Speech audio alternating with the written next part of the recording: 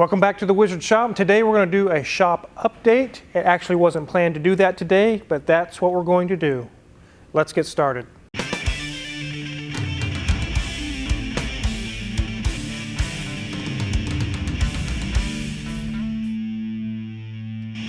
guys are going to really like this video. There's really some sweet updates going on.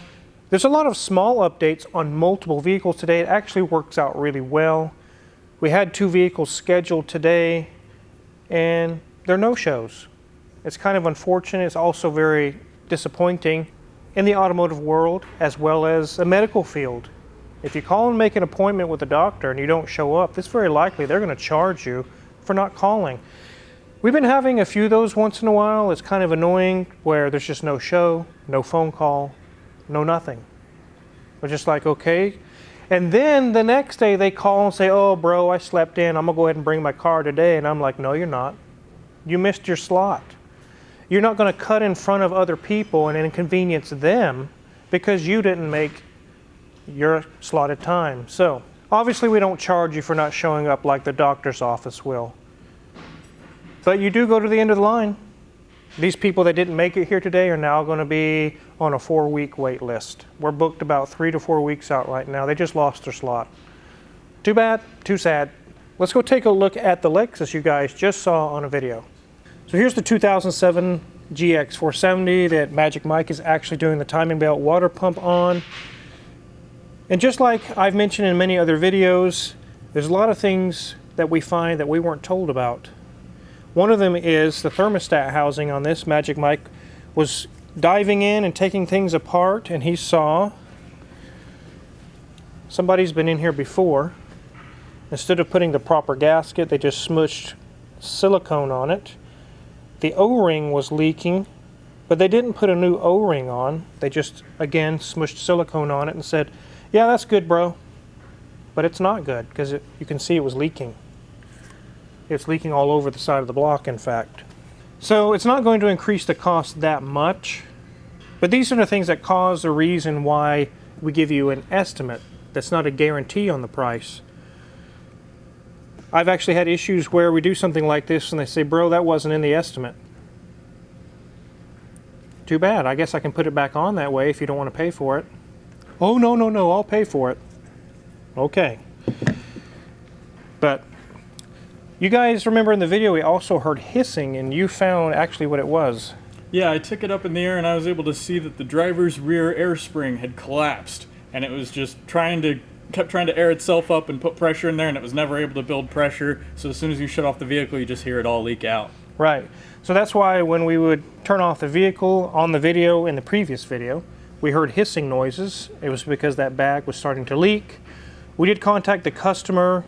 We said we recommend to do both. Go ahead and do the pair. And he said, that sounds good. Let's go ahead and do it. Just like I mentioned, I didn't think I'd have any issue with the customer, and I was right. We don't. And again, we don't have any issue with this either with the customer. But somebody who's really watching their pennies, we can start to get over budget really fast on things that were undisclosed. So you've actually got the timing belt on and ready to go, huh? New timing belt is on, new water pumps, some new pulleys. And we'll get this thing running right and ready to roll down the road. We'll get a proper gasket on here, a proper O-ring, and put it all back together properly. Yep. And then you've got the starter to do next. Yep, intake manifold's got to come off to do the starter. And then once those airbags come in for the rear springs, I'll be able to knock those out as well. So making progress. All right, this thing's coming along nicely. It always stinks when you find stuff like this, doesn't it? Yeah, it makes me wonder who was the last person to work on it. Who does something like that? Yeah. It's like, thanks, man. Appreciate that. Especially when it leaks coolant all over your engine. Oh, yeah. That's no fun. All right, on to the next. Why are you stopping here? My car. Well, the seats are at low-end upholstery. We're still waiting for some things to come in. There's no updates on this yet. I was hoping. There will be, though. Not this red car, the next one. Okay. So here we are at the 93 Dodge Viper. You guys also saw a video on this, and Daniel's son's been really making some good headway on it. The cylinder heads, the new ones that have been ported and polished, are now installed. And doesn't it have like Cometic gaskets? Yes. Very multi-layered steel. Multi-layered steel Cometic gaskets, which is an upgrade to the composite ones that really fail on these Gen 1 Vipers. One issue we ran into with these roller rockers set up.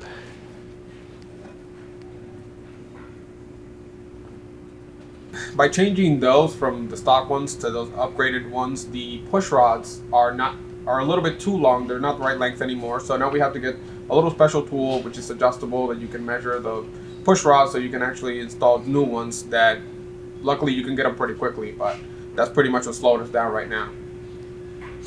So we got a push rod adjustment tool, we'll measure it, and then we can get exactly the correct push rods to go into here. We'll get the roller rockers on. We're waiting for the intake and the valve covers to come back from powder coating. The customer actually sent them off himself to have them powder coated. But we do have some upgrades. Let me show you these hoses. So I ordered from Viper Parts USA a complete set of these silicone hoses, all the hoses, heater hoses, radiator hoses, everything. So I have a complete set of these. Customer said that was a very worthwhile upgrade, so we went ahead and bought those. They weren't cheap. There was like $1,000. That's pretty pricey. Yeah, pretty expensive. But getting the new heads on, everything's going back together well. It won't be long and this thing will be running again. Everything's going as planned. Just waiting for a few parts and things to show up. So I will hand you this along with the rest of the hoses and let you finish up what you were doing. As soon as the rest of the parts show up, we will do another video and show you guys what it looks like and maybe get a little drive out of it. Awesome. Really quick stop at the Alfa. It's been here for a long time. This is one of the cars that I have found it is the hardest to get parts for. And some of you guys mentioned in the comments on previous videos that you agree, yes. There really isn't just one-stop shop to get parts for these here in the United States. They're actually very difficult. So you get to working on this thing and you fix object A just to find out that object B is broken. Now you wait 6 weeks to get that. Then you fix object B, now object C is broken. 3 weeks to get that, and it just adds up so fast. Before you know it, a year has gone by. That's the name of the game on these, and it's actually, I'm thinking that once this is done, we got the customer happy, I probably will not work on another Alfa Romeo 164, not because of capability, but because of the part situation, especially with our supply issues we have. It just makes it not fun for the customer or for us here in the shop. We have one more part we're waiting on, and it's actually coming from Bulgaria. Again, the waiting game. As soon as it's done, I'm hoping that's it, and we can move this car out of the shop. It's taken a long time, a lot longer than I'd like. Here we have a Honda Accord that came in for front brakes. I got an estimate on the front brakes. You can see the pads were down to metal. It's kind of rusty. It got some water on it when we took it off. But that become another one of these situations where you quoted me for front brakes. You said my car would be fixed, and now you're calling me and saying my back brakes are bad. That wasn't in the budget. That's part of working on your car. That's part of getting your car repaired. It happens. We got the front brakes fixed, smooth up front. No more metallic noises, everything's happy, but it still had a vibration whenever you hit the brakes, almost like a warped rotor. I even tried a second set of rotors on this thinking maybe we got defective rotors. Again, the same problem. The other guys in the shop are like, I give up, I don't know what's wrong with this thing. And finally I took it out and used my wizard strength, and I kind of thought for a minute, I said, I'll pull the handbrake and isolate, only use the back brakes, not the fronts. And the vibration was so strong, it was like, so I had him take the rear brakes off, and somebody's been in here before with rotors from China. Honda does not put Chinese rotors on their cars, I guarantee it. Once I got the drums in the Ranger brake lathe that Binpack sent us, very happy to use them, we found they were grossly out of round. So bad that I just went ahead and ordered new drums for the back, new shoes. We're just going to do the brakes, complete service in the back, and that will solve the strange vibration issue. But they just have to keep in mind that you send your car to the shop to have service A done, you're probably going to get a service B as well, unless you want your car back with still shaking every time you hit the brakes. Gosh, Wizard, that sounds a lot like the wheel bearings that were on your Volkswagen Bugs. Yes, the front right wheel bearing was so loud you couldn't hear the others. So I fixed that one, Now you can hear the others. Then you replace those, there's still another one. It just keeps going. It's really crazy. Sometimes that happens when you get your car repaired. This one's getting the rear drums done and we'll be done. It'll be out of here. I like your tool vest, Junior Mint. Thank you. That's an old U.S. Army vest, isn't it? Yep. It's called an LBV load-bearing vest for put your grenades and your ammo on. Anyways, you guys have seen the Nova in the background. It's been here for a long time. It's alive. Junior Mint's been working on it. We got the engine rebuilt at Martin Machine in Wichita. And over time, because this isn't a pressing project, over time we've been putting it back together. Let's see if it fires up. All right.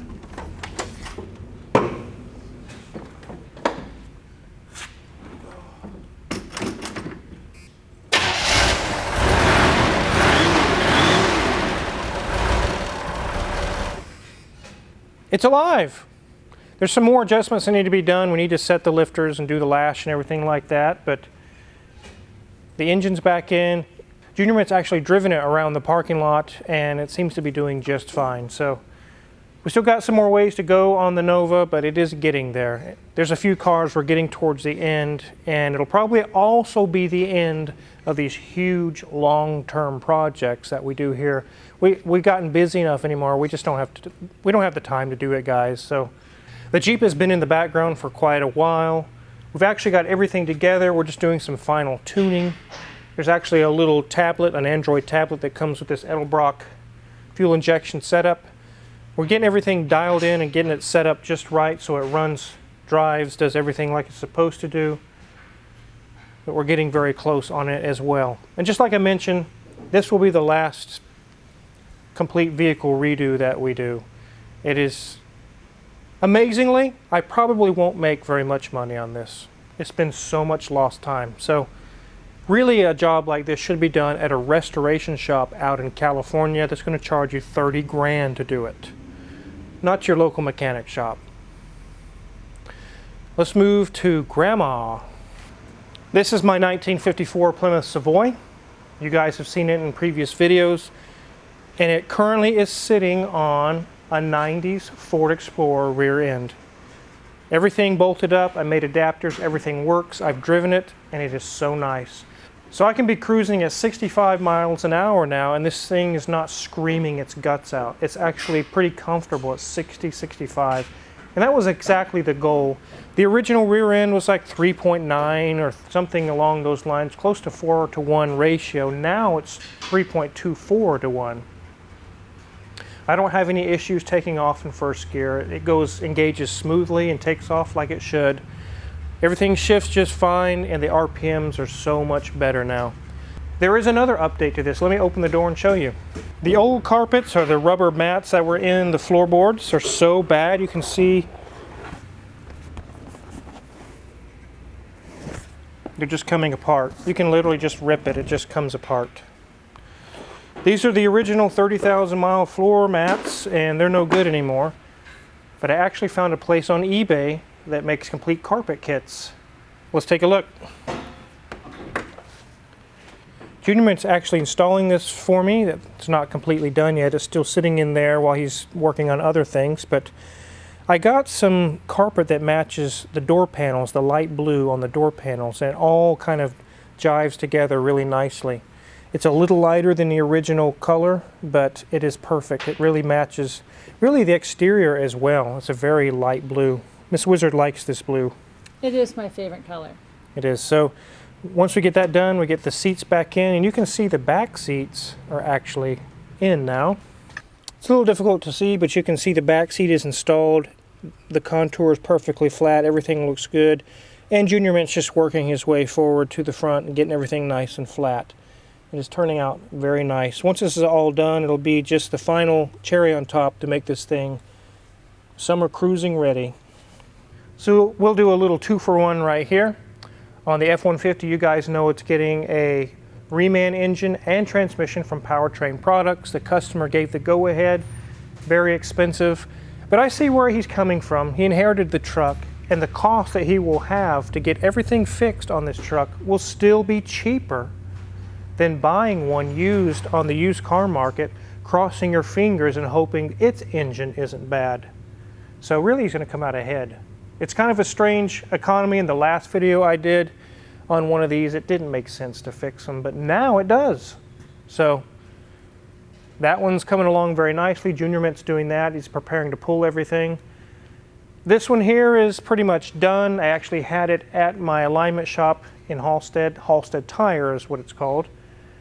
And he actually got a hold of me and said, this thing has to have been in an accident before because I'm going to have to buy different alignment shims just to get the thing right. It's like, well, go ahead. I'm not going to give it back to him crooked or messed up. So he's got that installed. Everything's perfectly straight. It drives very well. No check engine lights, no issues. We're going to do a few more final road tests, and then we'll get with the customer and see if he wants to proceed any further or if he just wants to stop right there. So that's the story on these two. So as usual, we have a few Hoovy's Garage cars in here. If you want some updates on those or what's going on with those cars, you will have to watch Hoovy's Garage to catch up on those. There is a lot of updates on the GT350 Mustang that you will follow on Hoovy's Garage, and he'll give you those updates. This thing is pretty much done. He'll give you some updates on that as well. And then there's The Chevelle. Jagelle, or whatever you guys are trying to call it. Again, we're waiting on the 308 to get done. That's the priority. Once it's done, then we'll pull this thing down, put it in its place, and we'll get back to that. But I'm not in no huge hurry. I've got years ahead that I'll be running this shop. At some point, I will get to it, and it'll be a pretty sweet project. I would like my 308 done someday. Yeah, that's why we're not working on that one, because we're working on that one. Thank you. Uh-huh. So that's kind of a rundown, some of the cars that are in the shop, what's going on with them, little minor updates. They're not really worthy of a full video yet, but to give you guys an idea of what's going on in the shop, what it's like to run a shop, and basically some interesting facts about each car that's in here. This one's actually going for sale at an auction. Soon it will be gone. Hopefully I get my reserve on it. So I just don't have time to mess with that and the 308 and this and that. It's a running and driving car. I offered it recently to you guys several videos back, and you guys said, yeah, I'm not paying that much, so I guess you don't get to have it. So somebody else will. They'll bid it up and they get to take it home. And it probably would drive home. It's a running, driving 38 Oldsmobile touring sedan with a straight 8. If you're curious what kind of tools we're all using in here to fix all these cars, check my Amazon affiliates, link in the description below. We get a small cut and we really appreciate it. And our schedule, like I said, is booked for 3 to 4 weeks, and that's a lot of videos, guys. Make sure you hit the subscribe button. Thanks for watching.